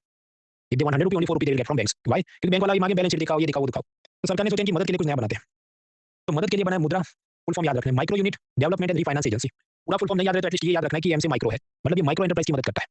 भारत में बना तो भारत में ऐसा पहला बना ऐसा नहीं है, बांग्लादेश में ऑलरेडी बन चुका था। मुंबई में बैठता है, ये एक एनबीएफसी कंपनी है, ये किसी से डिपॉजिट नहीं लेती, आरबीआई इसको रेगुलेट करता है। इसका काम क्या है समझो, ये जो मुद्रा नाम की एनबीएफसी बनी ये किसी से डिपॉजिट नहीं लेती, तो पैसा किधर से लाएगी, आरबीआई वाले पैसा देते हैं। प्रायोरिटी सेक्टर लैंडिंग के जो शॉर्टफॉल होते हैं, मतलब जिन बैंकों ने लोन का 40% गरीबों को, किसानों को, माइक्रो एंटरप्राइज को देना था नहीं दिया, तो वो जो शॉर्टफॉल है वो सारा आरबीआई लेती है अपने पास और उसमें से अलग-अलग फंड में पैसा जाता है, तो कुछ पैसा मुद्रा के पास आएगा। सिडबी नाम की एक संस्था है, उसके पास मुद्रा की ओनरशिप है, तो सिडबी भी इनको पैसा देता है। तीसरा, भारत सरकार बजट में भी कुछ पैसा इनको देती है। ये सारे पैसे मान लो 100 करोड़ मुद्रा वाला अलग-अलग बैंक एनबीएफसी माइक्रो फाइनेंस वालों को देगा और वहां से ये सब माइक्रो एंटरप्राइज को लोन में पैसा जाएगा और फिर आप लोन वापस करेंगे। तो ये समझो सीधा लोन नहीं जा रहा है, इनडायरेक्ट लोन जा रहा है। जस्ट लाइक नाबार्ड वगैरह क्या काम करते थे, इनडायरेक्ट लैंडिंग ऐसा इधर हो रहा है कि मुद्रा बैंक एनबीएफसी को पैसा देगा, उधर से नीचे जाएगा। आपके ऊपर ये मुद्रा लोन जिसने लिया वो आदमी ने लोन वापस नहीं किया तो बैंक का लॉस हो जाएगा या मुद्रा का भी लॉस हो जाएगा। तो भरपाई कौन करेगा, भरपाई करेगी एक संस्था एनसीजीटीसी जो कि डिपार्टमेंट ऑफ फाइनेंशियल सर्विस के नीचे कंपनी है, वो इस पूरे गेम की क्रेडिट गारंटी लेती है। तो ये है मुद्रा। माइक्रो एंटरप्राइज वाले लोन ले सकते हैं कहां से, कमर्शियल बैंकों से, रीजनल रूरल बैंक से, माइक्रो फाइनेंस वालों से, कोऑपरेटिव बैंकों से। जब वो लोन लेगा तो उसने लोन में टिक करना पड़ेगा, मुझे 50,000 तक का लोन चाहिए तो शिशु लोन, मुझे 50,000 से ज्यादा लेकिन 5 लाख तक का लोन चाहिए तो किशोर लोन, फिर कहीं 5 लाख से ज्यादा 10 लाख तक का तरुण लोन। फिर सरकार ने बजट में कहा नहीं, ये जो तरुण है उसका पुराना अपने तरुण लोन चुका है तो दोबारा भी ले सकते हो, दोबारा 20 लाख तक का लोन मिल सकता है वगैरह वगैरह। तो शिशु, तरुण, किशोर ऐसे 3 लोन प्रोडक्ट हैं पीएम मुद्रा स्कीम के। इस पे कितना ब्याज चलेगा, 6% 8%, वो तो लैंडर तय करे। मतलब नीचे जो कमर्शियल बैंक है, माइक्रो फाइनेंस वाला है, वो देखेगा क्लाइंट का रिस्क प्रोफाइल क्या है, सिबिल स्कोर क्या है, वो तय करेगा। यहाँ पर ब्याज दर तय नहीं किया जाता, वो तो लैंडर पर छूट है उसको। कोलेटरल गिरवी क्या रखना है, कुछ नहीं रखना, क्योंकि एनसीजीटीसी नाम की संस्था ने क्रेडिट गारंटी देके रखी है। इसमें फिर और भी आत्मनिर्भर में इस पे ब्याज में माफी दी थी थोड़ी वगैरह, वो सब अपने काम करें। मित्रों ये जो भी आप धंधा करते हैं तो आपको कैपिटल चाहिए, पूंजी चाहिए। 2 तरीके से लाते हैं, किसी को अपना शेयर पार्टनरशिप दे दो यानी इक्विटी फाइनेंस से आप लाते हैं, या बैंकों से लोन ले लो, बॉन्ड डिबेंचर इशू करो, मतलब डेट फाइनेंस से लाते हैं। तो मुद्रा लोन जो आपने लिया वो क्या है, वो डेट फाइनेंस है। अब ऐसा आपको जो भी लोन है मान लो 10 लाख का, तो समझो मुद्रा लोन मतलब ऐसा नहीं कि सूटकेस में भर के आपको देगा, वो आपके नाम का एक नया बैंक अकाउंट खोलेगा और उसके अंदर वो पैसा रखा जाएगा। तो लोन का जो पैसा है वो आपके बैंक अकाउंट में। अब ये जो पैसा है वो आप 2 जगह यूज कर सकते हैं। एक है फिक्स कैपिटल, मतलब लैंड, बिल्डिंग, मशीनरी, ऐसी चीजें जो 1 साल से ज्यादा आप यूज करने वाले हैं, उसमें आपने जो पैसा इन्वेस्ट किया लोन का वो है आपका कि ये मेरा फिक्स कैपिटल में गया है। कुछ पैसा आपका जाएगा raw material, staff salary, light bill, phone bill, तो वो सब आपका वर्किंग कैपिटल है जो 1 साल से कम वाले ट्रांजेक्शन है धंधा करने के लिए चाहिए, वो सब वर्किंग कैपिटल भी जाएगा। आपके पास 10 लाख है तो हो सकता है उसमें से समझो 7 लाख गए होंगे आपके ये फिक्स कैपिटल के अंदर जमीन या मशीनरी खरीदने में, और बाकी 3 लाख आपकी स्टाफ सैलरी वगैरह जा रही है। पैसा सारा बैंक में पड़ा है, आप यूज़ कैसे करते होंगे? मान लो आप ज़मीन खरीद रहे हो, 7 लाख का पेमेंट करना है, तो आप क्या credit card, debit card use करोगे? नहीं, आप चेक में लिख के उसको दोगे या नेफ्ट आरटीजीएस करोगे। लेकिन ये जो वर्किंग कैपिटल वाली चीज़ है, जैसे कि आपको इलेक्ट्रिसिटी बिल भरना है, आपको ज़ेरॉक्स का धंधा करते हैं तो अमेज़न से आपको A4 साइज़ के पेपर मंगाने हैं, तो ये सब में आप क्या करेंगे? आप डेबिट कार्ड यूज़ करेंगे, क्योंकि आपका बैंक अकाउंट है तो उसका पैसा यूज़ करने के लिए डेबिट कार्ड होता है। तो जब भी आप ये मुद्रा लोन लेते हैं तो बैंक आपको एक मुद्रा डेबिट कार्ड देता है और रुपे नेटवर्क से वो चलता है। तो दैट इज़ मुद्रा डेबिट कार्ड। ये मुझे नहीं पता था। फिर इन्होंने इंजीनियरिंग सर्विस एग्ज़ाम में पूछा तो मैंने ढूँढा तो ये है। तो दैट इज़ द मुद्रा डेबिट कार्ड। तो बेसिकली बैंक का ही डेबिट कार्ड है, पर आपको लोन का पैसा दे, लोग अपना लोगो चिपका के देते हैं। ग्रीनफील्ड मतलब आप ज़ीरो से कुछ नया बिज़नेस या फैक्ट्री लगाओ। जैसे हैदराबाद में इंटरनेशनल एयरपोर्ट पहले नहीं था, फिर ज़ीरो से बना तो ग्रीनफील्ड प्रोजेक्ट है। ब्राउनफील्ड प्रोजेक्ट मतलब क्या, जो एक्जिस्टिंग है उसको एक्सपांड करो, कि मान लो पहले दिल्ली एयरपोर्ट में 2 टर्मिनल हो, अभी 3, 5, 10 कर दिए हो, बहुत सारे प्लेन एक साथ आप पार्क कर सको, तो वो सब क्या है, एक्जिस्टिंग प्रोजेक्ट को एक्सपांड किया, दैट इज़ ब्राउनफील्ड प्रोजेक्ट। जैसे ग्रीनफील्ड और ब्राउनफील्ड प्रोजेक्ट कोई एससी, एसटी या वीमेन एंटरप्रेन्योर कर रही है, तो उसे 10 लाख से लेके 1 करोड़ तक का लोन देंगे। ऐसी स्टैंड अप इंडिया स्कीम है। तो मतलब कुछ माफ कीजिए, ब्राउनफील्ड नहीं, सिर्फ ग्रीनफील्ड जो लोन, ग्रीनफील्ड प्रोजेक्ट आप नया धंधा शुरू कर रहे हैं, 10 लाख से लेके 1 करोड़ तक का आपको लोन चाहिए, तो बैंक देगा, प्रोवाइडेड आप एससी, एसटी या वीमेन एंटरप्रेन्योर है, और 7 साल का ही लोन होगा। इसमें कोलेटरल गिरवी मांग सकता है बैंक कुछ, कि आपकी प्रॉपर्टी रखो। तो मान लीजिए आप कोलेटरल नहीं दे पाते, तो जो एनसीजीटीसी संस्था है वो आपका कोलेटरल क्रेडिट गारंटी दे देगी। तो that is stand up India. अब ये तो खैर पुरानी योजना है, अब ऐसी योजनाओं में कि मान लो 1 करोड़ तक का लोन मिलेगा, तो बात ऐसी है, सपोज आपका प्रोजेक्ट जो भी आपका धंधा करना है 100% उसका कॉस्ट है। मुझे नया होटल खोलना है, उसके 100% मुझे 100 रुपए चाहिए। तो कुछ तो पैसा आपने खुद के पॉकेट से निकालना पड़ेगा, 25 रुपए, और बाकी 75 बैंक वाला आपको लोन में देगा। तब खुद से जो निकालो वो है मार्जिन मनी, और बाकी आपको मिलता है बैंक लोन। तो margin money is the money that businessman has to arrange from his own pocket for a business, और बाकी का वो लोन मिलाता है। अब कुछ साल पहले सरकार ने क्या किया कि मार्जिन मनी रिक्वायरमेंट कम कर दी, कि 25 नहीं, तुम अपने पॉकेट से 15 रुपए निकालो, तो बाकी का 85 बैंक वाले आपको लोन में देंगे और आप मौज करो। तो स्टैंड अप इंडिया में ये सब किया गया। ये नंबर हमें याद नहीं रखने, हमें सिर्फ टर्म्स याद रखने हो कि मार्जिन मनी वगैरह। हाँ, कुछ लोग डंडा उठाएंगे कि देखो ये मार्जिन रिक्वायरमेंट वगैरह तुमने तो बताया था, आरबीआई के जो क्वालिटेटिव टूल्स हैं पिलर 1 या 2 उसके अंदर, तो सरकार कैसे तय कर सकती है, आरबीआई ने तय करना चाहिए कितना मार्जिन रिक्वायरमेंट है या कुछ। यू आर राइट, लेकिन यहाँ पर सरकार क्रेडिट गारंटी दे रही है ना, कि बैंक वालों चिंता मत करो, लॉस की भरपाई हम करेंगे, इस कारण से सरकार बोल सकती है, वरना आरबीआई उसको नहीं बोलने देती। अब ये तो था स्टैंड अप इंडिया, लेकिन जो भी अब सरकार को लगे पुराना हो गया है, कुछ नया निकलते हैं, तो 2025 के बजट में बोला team for first time entrepreneurs, उसमें भी एससी, एसटी या वीमेन एंटरप्रेन्योर है तो 2 करोड़ तक का उनको लोन मिलेगा। इतना एक लाइन में बोला, फिर वो ग्रीनफील्ड है, ब्राउनफील्ड है, हर ब्रांच से एक लोन देंगे, वो कुछ खुलासा नहीं किया। तो शायद ये नई डिफरेंट स्कीम है, या फिर हो सकता है कि जो स्टैंड अप इंडिया है उसी का ये वर्जन 2.0 निकालेंगे या कुछ, मुझे नहीं पता, क्योंकि अभी तक इन्होंने खुल के बोला नहीं क्या करने वाले हैं। तो that is scheme for first time entrepreneurs.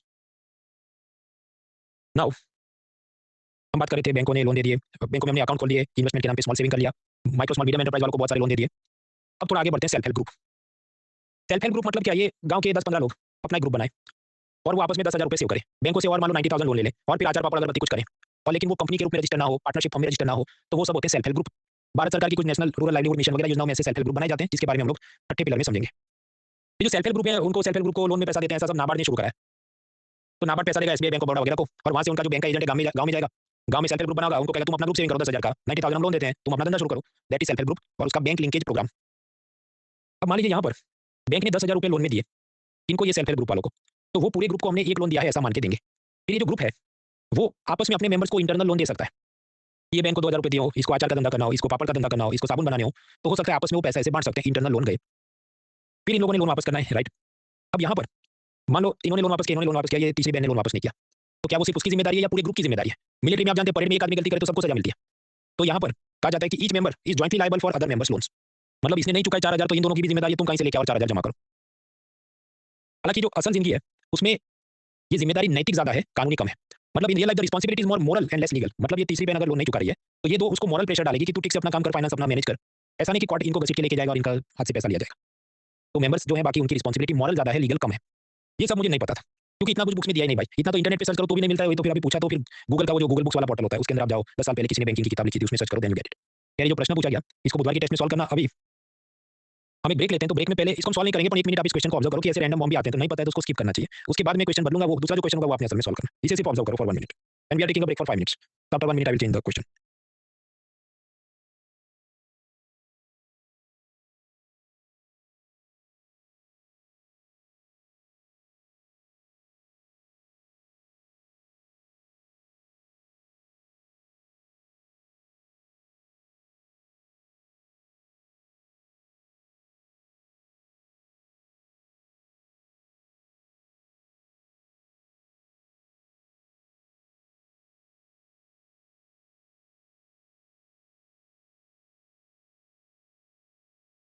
Okay, now ये तो ऑब्जर्वेशन किया था, असली क्वेश्चन आप सॉल्व करें। This one from 2024 prelims 4 minutes.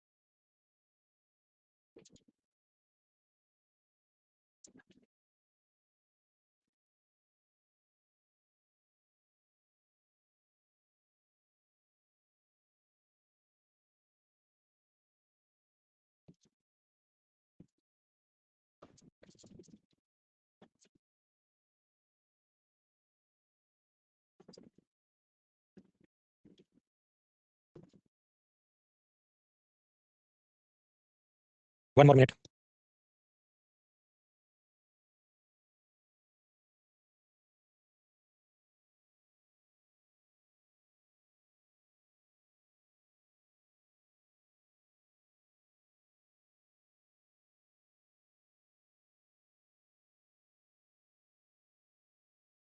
Right friends, आपको श्रमियों की मानधन में क्या लगता है? Voting time starts in 3, 2, 1 start.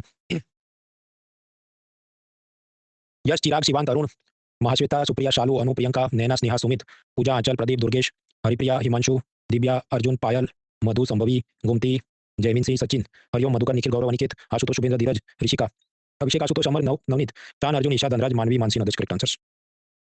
देखिए, भारत में वोटिंग आप कर सकते हैं 18 साल से, तो स्कीम भी है, तो उसमें 18 साल से आदमी ज्वाइन कर सकता है ना। एंट्री 21 रखने का कोई लॉजिक समझ आता है नहीं, तो यानी फर्स्ट स्टेटमेंट इज रॉन्ग। फिर चौथा स्टेटमेंट क्या कहता है कि मान लो फादर को 3000 मिला, फिर वो मर गए तो मदर को 1500 मिलेंगे, जिसको फैमिली पेंशन कहा गया, लेकिन वो फैमिली पेंशन उसे एंड अनमेरिड डॉटर्स को मिलेगा। अब ये बात प्रैक्टिकल नहीं है भाई। वाइफ है तब तक आप तो चेक कर सकते हैं कि वो क्या आपका मैरिज सर्टिफिकेट या जो भी आपने जो फॉर्म भरा होगा, तो आपने उसमें लिखा होगा मेरा ये नॉमिनी है।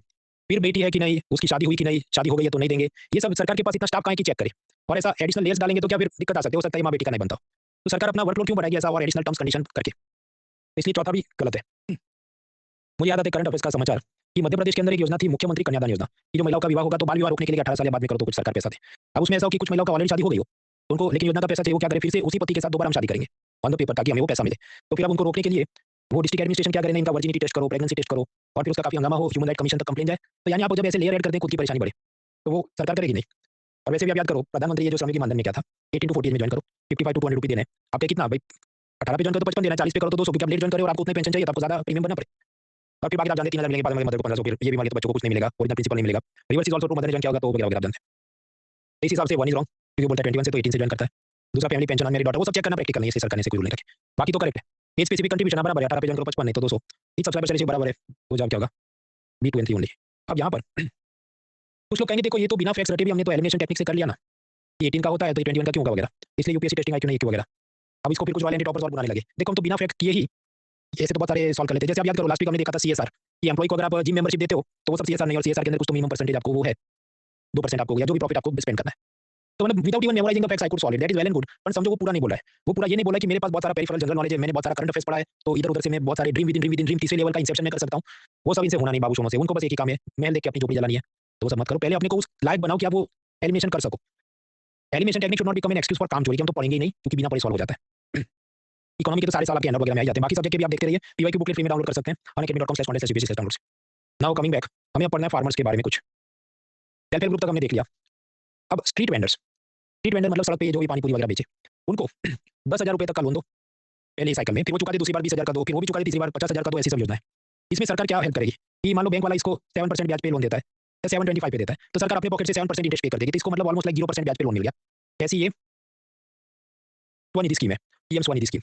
फिर इसके अंदर सरकार ने कहा कि देखो ऐसे लोगों को हम और ट्रेनिंग देंगे, 22 हफ्ते का स्किल ट्रेनिंग प्रोग्राम, कि कैसे तुम अपना धंधा एक्सपांड कर सकते हो, ऑनलाइन ऑफलाइन सब हाइब्रिड, मतलब ऑनलाइन और ऑफलाइन दोनों का मिक्स कोर्स भी चलाएंगे, तुम्हें सर्टिफिकेट देंगे, ट्रेनिंग के दौरान तुमको स्टाइपेंड देंगे, ये सब बातें होती है। सो दैट इज कॉल्ड राष्ट्रीय उद्यमिता विकास परियोजना, राष्ट्रीय उद्यमिता विकास परियोजना।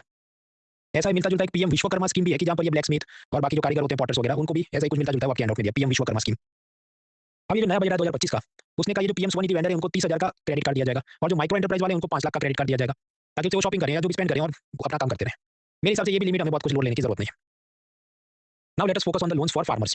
किसानों के लिए क्या, देखिए किसानों को 2 लाख रुपए तक का लोन कोलेटरल फ्री होता है, मतलब 2 लाख तक कुछ गिरवी नहीं रखना, उसको फिर और 1 लाख 2 लाख का कुछ चाहिए तो फिर उसके वास्ते बैंक इंसिस्ट कर सकता है कुछ प्रॉपर्टी गिरवी रखो, या आप अपना गोल्ड गिरवी रखो, या अपने बैंक में जो फिक्स डिपॉजिट किया है उसका सर्टिफिकेट गिरवी रखो, ऐसा सब होता है। तो कोलेटरल फ्री फार्म लोन्स वो पहले 1.60 लाख तक मिलती थी, अब 2 लाख तक की मिलेगी, ऐसा आरबीआई ने कुछ रिफॉर्म्स लिए, तो 2025 से नया ये कोटा अमल हुआ। एक बात है।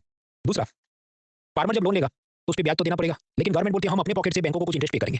ये ऐसा है कि फार्मर जो फार्म लोन ले 9% ब्याज चार्ज करे बैंकर, सरकार कहे देखो जितने भी फार्मर है उनका 2% तो इंटरेस्ट हम ही चार्ज कर देंगे, तो इफेक्टिवली इन सबको कितने में पड़ा लोन, 7% में। फिर अगर ये फार्मर ईमानदारी से तमीज से इंटरेस्ट चुकाता रहता है, इंस्टॉलमेंट भरता रहता है, प्रिंसिपल इंटरेस्ट सब चुकाता है, तो सरकार एडिशनली ऐसे मेहनत का ईमानदार फार्मर का और 3% इंटरेस्ट दे देगी।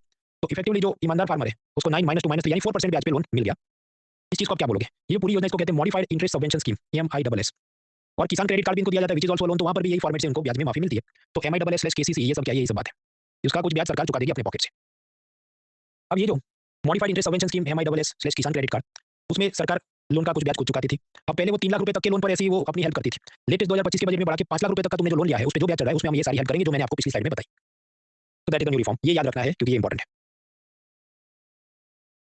समझो फार्मर कह रहा है, फार्मर ने जो लोन लिया बैंकर बोलता है 9% हमको ब्याज चाहिए, तो फार्मर ने इफेक्टिवली 4% चुकाना है और बाकी का 5% सरकार सीधा बैंकर को दे रही है। मतलब समझो गवर्नमेंट फार्मर को नहीं दे रही है, गवर्नमेंट सीधा बैंकर को दे रही है। तो जब ऐसा होता है इसको कहते हैं इंटरेस्ट सबवेंशन। इंटरेस्ट सबवेंशन मतलब बोरोवर को नहीं, सीधा लेंडर को सरकार उसको सेटल करती है। मैंने अभी आपको बताया स्वनिधि योजना, स्वनिधि स्ट्रीट वेंडर के लिए। स्ट्रीट वेंडर में ऐसा है कि बैंकर का हमको 7.25% इंटरेस्ट दो, तो पहले जो स्ट्रीट वेंडर फेरी वाला है उसने इतना ब्याज चुकाना है, उसके बाद गवर्नमेंट उस रेवड़ी वाले के अकाउंट में 7% ट्रांसफर करेगी, तो इफेक्टिवली उसका सेटल हो गया, तो उसे सिर्फ 0.25% ब्याज पे लोन मिल गया। तो इधर जो हुआ उसे आप क्या कहेंगे, इसको बोलते हैं इंटरेस्ट सब्सिडी। Interest subsidy. तो दो चीज में डिफरेंस है, हमको याद रखना है, जब कुछ याद नहीं रखना बताया कि कुछ लोग गूगल फॉर्म में दिमाग खाते रहते हैं, what is subvention, what is subsidy, तो दिस इज द थिंग भाई, ये इतना कौन पूछ रहा है, हमें डिक्शनरी नहीं बनना है इकोनॉमी का। तो दैट इज इंटरेस्ट सबवेंशन। किसान क्रेडिट कार्ड क्या, बेसिकली आरबीआई और नाबार्ड की मदद से लॉन्च करवाया गया।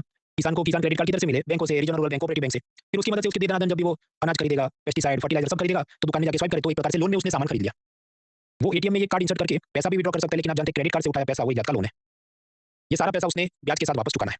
एडिशनली उसको एक्सीडेंटल इंश्योरेंस भी मिलता है। तो दैट इज किसान क्रेडिट कार्ड। इससे वो क्या क्या चीजें कर सकता है, पहला जो भी उसको ये पेस्टिसाइड फर्टिलाइजर वगैरह चाहिए एग्रीकल्चर के लिए। दूसरा working capital for maintenance of farm assets, मतलब ये ट्रैक्टर का पंचर निकालना है, उसका पैसा ऑयल चेंज कराना है, वो सभी क्रेडिट कार्ड से वो खरीद सकता है। पोस्ट हार्वेस्ट एक्सपेंसेस, उसके पास ट्रैक्टर नहीं है, किसी और का ट्रैक्टर वो रेंट पे लाया है, तो उसको भी क्रेडिट कार्ड से पे कर सकता है। Then consumption requirement of the farmer household, घरेलू खर्च के लिए उसके बच्चे जो भी पढ़ाई करते हैं, उसके बुक्स खरीदने हैं, यूनिफॉर्म खरीदने हैं, ये सब में भी खर्च कर सकता है। एंड लास्टली एटीएम से विड्रॉ भी कर सकता है, लेकिन वो लोन है तो बेसिकली लोन ही है, ये सब उसने वापस चुकाना है। तो 4-5 थिंग्स कैन बी डन। मुझे इतना नहीं पता था, फिर यूपीएससी ने एक बार पूछा पीवाईक्यू, फिर सब सर्च करने बैठा तो भाई इतना सारा काम हो सकता है। That is answer. तुमको ये भी नहीं पता, तुमको पता क्या है भाई, यही तो यूपीएससी है ना, इसीलिए इसका कट ऑफ 200 में से 200 क्यों नहीं होता है। इवन आप रैंक 1 का भी स्कोर देख लो, कोई बहुत ज्यादा नहीं, तो 40-50-60% तक पहुंच जाए, बड़ी बात है। एग्रीकल्चर में और क्या क्या कदम उठाए गए, आरबीआई की private sector lending norms already हम पढ़ चुके हैं। सरकारी बैंकों मतलब प्राइवेट सेक्टर बैंकों का नेशनलाइजेशन किया गया, ये भी देखा। किसान क्रेडिट कार्ड बताया, किसानों का कर्जा माफ करना चाहिए कि नहीं, फार्म लोन वेवर, वो मींस का मुद्दा है, तो वो जून महीने में हम लोग आराम से समझेंगे। एक लाइन में बताना है तो इकोनॉमिक सर्वे बोलता है किसानों का कर्जा माफ नहीं करना चाहिए, क्योंकि उससे उनकी आदत खराब होती है, नेक्स्ट इलेक्शन आए तो वो लोन नहीं चुकाते, इस उम्मीद में कि सरकार वापस कर्जा माफ कर देगी। क्या वो मींस में देखेंगे। अब क्या, तो बैंक में खाते खोल दिए, स्मॉल सेविंग करा दिया, micro enterprise, self help group, किसानों को लोन भी दे दिया। अब बचता है पेंशन इंश्योरेंस। तो माइक्रो इंश्योरेंस मतलब क्या, कि 50,000 तक का इंश्योरेंस। इतना छोटा इंश्योरेंस कोई क्यों लेगा, मान लो इनको अपना मुर्गियों का, भेड़ बकरी का, ऐसा गरीब लोगों को इंश्योरेंस लेना है, तो वो माइक्रो इंश्योरेंस रहता है। तो उसमें अमाउंट भी कम होती है, प्रीमियम भी कम होता है, बाकी और कुछ जाने का उपयोग नहीं दिखता मुझे। माइक्रो पेंशन बताओ, माइक्रो पेंशन तो पढ़ लिया ना भाई, अटल पेंशन, फिर ये क्या श्रमयोगी मानधन, जो 1000, 2000, 5000 की पेंशन आते हैं, वो सब माइक्रो पेंशन ऑलरेडी भी फिनिश्ड। अब ये सब हुआ तो मिनिस्ट्री ऑफ कम्युनिकेशन आ गई, क्योंकि वो डिपार्टमेंट ऑफ पोस्ट उनके अंडर में आता है कि देखो हम हर एक गांव के अंदर जितने भी परिवार हैं उनको कम से कम एक पोस्टल लाइफ इंश्योरेंस बेचेंगे, संपूर्ण बीमा ग्राम कर देंगे, वगैरह वगैरह। तो ये बहुत काम का नहीं है, मैंने इसलिए दिया क्योंकि इंडिया बुक में ऐसा सब लिखा होता है, what are the achievements of ministry of communication. फिर किसी बार ये यूपीएससी एग्जाम में उठा के पूछ ले तो मैंने आपको बता दिया। फिर ये मिनिस्ट्री ऑफ कम्युनिकेशन और लेके आई 5 star village scheme. 5 star village scheme मतलब बेसिकली पोस्ट ऑफिस वाले नीचे अवेयरनेस फैलाएंगे, ताकि small saving schemes, insurance scheme, वो सब और वहां पर सब स्प्रेड हो जाए और हम उस विलेज को 5 स्टार विलेज बना देंगे। अब ये सब हुआ तो आईआरडीए मतलब इंश्योरेंस सेक्टर रेगुलेटर आ गया कि हम भी कुछ बना देंगे मॉडल इंश्योरेंस विलेज। ऐसा विलेज की जहां पर life insurance, health insurance, crop insurance, animal insurance सब कुछ मिले, तो उसे model insurance village. Personally I don't think these are so greatly important things, तो तुमने लिखा क्यों है, for your pleasure and satisfaction. वरना क्या होता है फिर, नहीं अभी हमको पीटी 725 देना है क्योंकि हमको तसल्ली नहीं मिल रही है, संतोष नहीं मिल रहा है, तुमने ये स्प्रेड करके हमको पूरा बुफे क्यों नहीं दिया, तो दे दिया भाई। आगे इनफॉर्मल वर्कर्स, मतलब जिनके पास क्या नहीं है, जिनके पास कागज नहीं है, कि नीता बेन ने मुझे बोला रोज आके झाड़ू करना है, लेकिन मेरा कोई कॉन्टैक्ट नहीं है उनके साथ, तो मैं रिलायंस की फॉर्मल वर्कर नहीं, उसी तरह ये ईंट की भट्टी में जो काम करता है। अब ऐसे लोगों के लिए क्या, तो ईपीएफओ ईएसआईसी तो ज्वाइन नहीं कर सकते क्योंकि रजिस्टर्ड फैक्ट्री नहीं है, तो अटल पेंशन, श्रमयोगी मानधन, ये सब करेंगे जो कल रात हमने पढ़ा था। तो इनका तो चलो हो गया। गिग वर्कर्स क्या है, जैसे ये अर्बन क्लैब से आप घर पे एसी रिपेयर वाला बोला है, स्विगी जोमेटो के डिलीवरी बॉय है, ओला उबर के टैक्सी ड्राइवर है, इनको गिग वर्कर या प्लेटफॉर्म वर्कर कहा जाता है। जो भी कंपनियां होती है वो इनको एम्प्लॉय नहीं बोलती, ये कहती है तो इंडिपेंडेंट कॉन्ट्रैक्टर है जो डिलीवरी का काम करते हैं और हम उन्हें हर डिलीवरी पे 20 रुपए देते हैं। ऐसा वो क्यों कहती है ओला उबर स्विगी वगैरह, क्योंकि अगर ऐसा बोल देगा कि ये हमारा एम्प्लॉय है तो फिर उसकी सैलरी से ईपीएफओ ईएसआईसी ये सब कट करना होगा, तो कौन जमेले में पड़े, तो तुम मौज करो। As a result this people are not covered under the regular social security scheme. Social security क्या, ये सब पेंशन, इंश्योरेंस, एक्सीडेंट हो गया, पाई हो गया, पैसा मिले, कुछ नहीं मिलेगा। अब ऐसे गिग वर्कर्स की सोशल सिक्योरिटी में इंश्योरेंस, पेंशन, मैटरनिटी बेनिफिट, जब महिला प्रेग्नेंट है, काम नहीं कर पाई तब भी उसको सैलरी मिले, बच्चों को स्कॉलरशिप, ये सब देने की बात हो। तो सरकार ने कानून बनाया gig worker social security code, फिर कुछ बना नहीं, फिर का सोशल सिक्योरिटी कोड अलग कानून में, उसी में कुछ 2-4 लाइन लिखवा देंगे, फिर बोला लागू करेंगे, लेकिन अभी तक लागू ना बाकी है। फिर आया नया बजट 2025 का, उसमें एक लाइन में ये बोला कि देखो ये जितने गिग वर्कर है, ये डिलीवरी बॉय वगैरह, वो लेबर मिनिस्ट्री के ई श्रम पोर्टल पे रजिस्टर कर दे, तो ये जो प्रधानमंत्री जन आरोग्य योजना में 5 लाख का हेल्थ इंश्योरेंस है, ये फ्री में इन सब गिग वर्कर्स को हम दे देंगे। तो that is the PMJ coverage given to this gig workers. Unorganised sector मतलब जो लोग फैक्ट्री में, कंपनी में, सरकारी ऑफिस में काम नहीं करते, जैसे ये कुछ पॉटरी कर रहे हो, ईंट की भट्टी में काम करता हो, ये सब रिपेयर पंचर का काम करता हो, इन लोगों को भी कुछ इंश्योरेंस, पेंशन सब मिलना चाहिए। उसके वास्ते एक अलग कानून बना था, अनऑर्गेनाइज्ड वर्कर्स सोशल सिक्योरिटी 2008। उसमें ये होता है कि यूनियन और स्टेट लेवल पर कुछ सोशल सिक्योरिटी बोर्ड बनेंगे, फिर मान लो बिल्डर है उसने इसमें पैसा कंट्रीब्यूट करना है, तो सोशल सिक्योरिटी फंड बनेगा, फिर जब ये लोग बूढ़े हो गए इनको कुछ पेंशन मिलेगा, ऐसी सब ये चीजें। हालांकि पुरानी चीजें अपने लिए बहुत काम की नहीं, तो बता क्यों रहे हो, क्योंकि जो ईपीएफओ की परीक्षा होती है उसमें वो उसका बहुत पूछते हैं कि जो अनऑर्गेनाइज्ड सेक्टर वर्कर का जो कानून है, उस कानून में ही उन्होंने कुछ योजनाओं के नाम लिख दिए हैं। अब वो सारी योजना पढ़ने नहीं बैठेंगे, बेसिकली नाम लिखे कुछ योजनाओं के with in the law itself, तो कौन से के लिखे नहीं लिखे वो सब पूछते हैं, तो मैंने आपको बता दिया। अदरवाइज डोंट लूज स्लीप, उस पे नहीं निकलने। तो चलो banking, investment, loan, pension, insurance हो गया। अब शिकायत कौन सुनेगा, क्योंकि गरीब आदमी ने बैंक में खाता खोला, फ्रॉड हो गया, अब उसको कोई इंसाफ नहीं देता, दोबारा वो बैंक अकाउंट खोलने नहीं आएगा। तो फाइनेंशियल इंक्लूजन के लिए ये भी जरूरी है कि ग्रीवांस रेड्रेसल हो। तो आरबीआई जिन बैंक और एनबीएफसी को रेगुलेट करता है, जैसे gold loan company, deposit taking NBFC वगैरह, तो उसके लिए बैंक का, एनबीएफसी का डिजिटल ट्रांजैक्शन के 3 ओम्बड्समैन थे। फिर उन्होंने क्या किया, one nation one ombudsman, basically एक वेबसाइट बना दी, उधर जाके कंप्लेन करो, वो आपस में समझ लेंगे। शेयर मार्केट में धोखा हो गया तो सेबी का स्कोर्स पोर्टल है, उसके ऊपर सेबी है, सेबी के ऊपर आप सिक्योरिटीज अपीलेट ट्रिब्यूनल सेट में फरियाद करो। इंश्योरेंस में कांड हो गया तो आईआरडीआई संस्था ने इंश्योरेंस ओम्बड्समैन शिकायत निवारण अधिकारी बनाया, उधर कंप्लेन करो, उसके ऊपर और अपील में जाना है तो आईआरडीआई, उसके ऊपर अपील में जाना है तो सिक्योरिटीज अपीलेट ट्रिब्यूनल है। पेंशन में अगर आपने एनपीएस ज्वाइन किया और कंप्लेन है तो पहले लेवल पर एनएसडीएल में कंप्लेन करनी है, जो डीमेट का काम देखती है वही वो नीचे का काम देखती है यहाँ पर। उसके ऊपर समाधान है तो पीएफआरडी पेंशन रेगुलेटर पे जाओ, उस पे भी समाधान नहीं हो तो सिक्योरिटीज अपीलेट ट्रिब्यूनल। मतलब समझो सेबी, इंश्योरेंस और पेंशन तीनों का ऊपर कंप्लेन में जाना है अपील में तो सेम ऑर्गेनाइजेशन है सिक्योरिटीज अपीलेट ट्रिब्यूनल।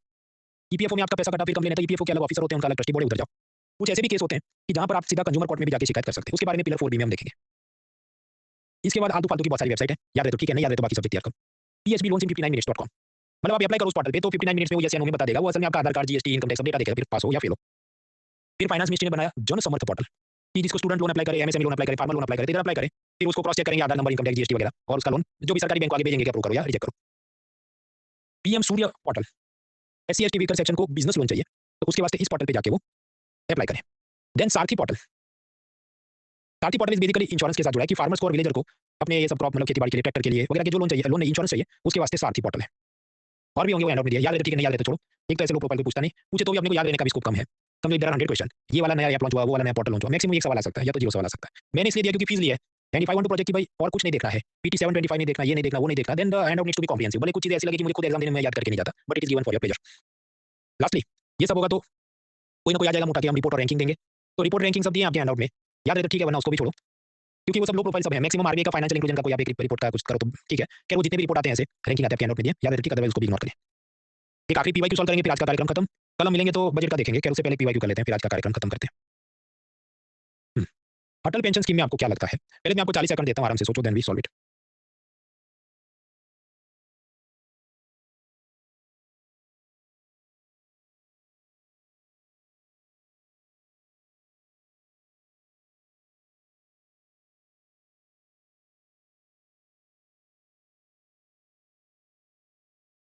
हाँ तो मित्रों आपको क्या लगता है? Voting line timer starts in 3 2 1 start. Avomi, Bhavna, Shubham, Prince, Manisha, Aishwarya, Anurit, Anshu, Nitya, Ayesha, Preeti, Rinku, Kabir, Savita, Badshah, Madhu, Monisha, Kunal, तनु, सहेली, यश, नेहा, हरिप्रिया, अंजू, प्रिया, नितिन, ज्योति, योगेंद्र, दिव्या, आलेखा, अर्जुन, अंकित, सैनी, अमन, प्रीति, शिवा, गरिमा, ये सब लोग, फिर अभिषेक, आशुतोष, अमर, शान, नवनीत, ईशा, विवेक, मऊ, मयंक, उत्कर्ष, करेक्ट आंसर्स। अटल पेंशन में क्या था कि जो भी आप ज्वाइन करो एक तो फिर 1000 से 5000 आपको पेंशन मिलेगा, डिपेंड करता है कितना कंट्रीब्यूट किया। फिर फादर मर गए तो मदर को भी उतनी अमाउंट मिलेगी, सपोज इनको 5000 मिलता था तो इनको भी मिलेगा, और फिर दोनों मर गए तो बच्चे को ओरिजिनल प्रिंसिपल वापस आ जाएगा। अब इसमें समझो अगर मदर चाहे तो अपना अलग सेपरेट अकाउंट खोल सकती है, हाँ, लेकिन उसमें भी अलग से फिर फी भरनी होगी। जैसे नेटफ्लिक्स में आपको दूसरा अकाउंट खोलना है तो दोबारा फी मांगेगा, तो उस केस में उसको 1000 5000 मिले, वो मर जाए तो हस्बैंड को इक्वल अमाउंट मिले, और वो भी मर जाए तो बच्चे को प्रीमियम वापस मिले। अब यहाँ पर सेकंड स्टेटमेंट क्या बोलता है? Only one member of the family can join. ये बात भी प्रैक्टिकल नहीं है क्योंकि फादर सन दोनों ज्वाइन कर सके, हस्बैंड वाइफ दोनों, ऐसी कोई पाबंदी नहीं है। और वो पाबंदी करने गए तो सरकार का खुद का काम बढ़ जाएगा ना भाई, क्या चेक करते फिर राशन कार्ड में किसका नाम है नहीं है, कौन इसमें जाए। खासकर ऐसी योजना जिसमें सरकार ने आपसे पैसा लेना है, देना है तब सोचने बैठे तो बराबर, इधर तो लेना ही है ना, तो उसमें तो काम हो। तो ये जो स्टेटमेंट है गलत है। एक ही फैमिली के एक से ज्यादा लोग ज्वाइन कर सकते हैं, पर हर एक अकाउंट पे एक्स्ट्रा फी आपको भरनी पड़ेगी। तो नाउ यार इधर ये हो सकता है, सी हो सकता है। जो पहला क्या बोलता है, targeted and unorganised sector worker, correct. मतलब आप कोई फैक्ट्री में काम करते हैं, आप कोई कंपनी में काम करते हैं, उनके वास्ते उनके लिए ईपीएफओ, एनपीएस, बाकी चीजें, ये सब अनऑर्गेनाइज्ड सेक्टर वर्कर, ये सब रिक्शा चलाते हैं, चाय की लारी चलाते हैं, ये सब लोगों के लिए। मुकेश अंबानी भी चाहे तो ज्वाइन कर सकते हैं, मनाही नहीं है, और उन्हें क्या भाई 1000 5000 क्या ज्वाइन करना है, तो everyone can join, they are not prohibited, पर इसका कंज्यूमर बेस अलग है। तो yes correct, it is targeted for unorganised sector worker. और तीसरा भी सही है कि जो मतलब फादर मर गए तो मदर को सेम मिले, तो सब्सक्राइबर डेथ स्पाउस को सेम मिलेगा। Okay 1 and 3 correct, so answer is C 1 and 3 only. देखिए अपने सारे लेक्चर हैंडआउट और पावर पॉइंट के अंदर मैंने कैसे ग्राफिक्स बना कि फादर मर गया तो मदर को मिलेगा, रिवर्स इज आल्सो ट्रू, लेकिन फिर मैं एकदम ये सब टेक्निकल बन के हर जगह स्पाउस को इतना मिलेगा, तो मैं वकील का नहीं पढ़ा रहा, मैं आईएएस का पढ़ा रहा हूँ, आपको आसानी से याद रहे, विजुलाइज कर सको, ये मेरी कोशिश रहती है। लेकिन आपको ध्यान रखना है जब मीन्स में लिखो, जब इंटरव्यू में बोलो, तो ऐसा नहीं फादर मदर हस्बैंड, आपको ये वर्ड यूज करने, स्पाउस, जैसा देश वैसा बेस, तो आपको अलर्ट हो जाना है। पढ़ाने का मेरा बोलने का तरीका अलग है, आप जब बोले आपका तरीका, so you have to use the word spouse. And सब answer is C 1 and 3 only. अब इधर भी कुछ लोग कहेंगे देखो बिना फैक्ट्स रटे एलिमिनेशन से हो गया, अरे भाई पर मैंने कितना सारा पेरिफेरल नॉलेज अप्लाई तब जाके हुआ ना, तो बिना पढ़े तो कुछ पास नहीं होते। तो सब आप पढ़ाई कीजिए। रॉजर फेडरर 2 पैर को सो जाता है, आगे तो फिर हम भी सो जाएंगे। अरे भाई पर पहले तुम रॉजर फेडरर जैसा बनो तो सही, वो पूरा सुबह से लेके दोपहर तक ट्रेनिंग करता होगा, फिर उसको उसकी फिजियोथेरेपिस्ट ने कहा तुम्हारे मसल मास को इतना रिलैक्सेशन तो तुम इतना घंटे सो, फिर वापस शाम को वापस ट्रेनिंग चालू करें। तो हम सिर्फ वो देखते हैं जो हम सुनते, मतलब हम आनंद की तरफ जाते हैं, असल में मेहनत की तरफ जाना चाहिए। You have to see the effort and not the क्या भाई वो तो दोपहर सो जाता है भाई, पर सुबह शाम वो ट्रेनिंग भी तो करता है। Now pillar 1 is done, money banking finance insurance. कल रविवार से हम लोग सेकंड पिलर बजट टैक्सेशन में जाएंगे, उसका हैंडआउट कल शाम 7 बजे तक अपलोड करता हूं। हालांकि जिन लोगों ने नया एडमिशन लिया है उनको मैं खास कहना, कल जो रविवार की छुट्टी है, एटलीस्ट ये जो पिलर 1 है 2 आरबीआई का मॉनेटरी पॉलिसी, और उसमें भी जो शुरुआती पार्ट हमने समझा था मनी कैसे क्रिएट किया जाता है, आरबीआई क्यों सीधा सरकार को लोन नहीं दे सकता वगैरह, वो सब पढ़ के समझ के आना, क्योंकि यहाँ पर हम जब पढ़ेंगे FRBM act and fiscal deficit वगैरह, तो वो सब मैं मान के चलूंगा आपको पता है, क्योंकि उसके ऊपर वो एडवांस कांसेप्ट बिल्डअप होने। तो take benefit of the holiday tomorrow. और इधर भी आज जो हमने पीवाईक्यू किया उसमें भी जिन लोगों के करेक्ट नहीं हुए, आपको कल ये सब रखना चाहिए। फिर कल मिलते हैं और आगे पढ़ाई जारी रखते हैं। All the best, let's take it, good night.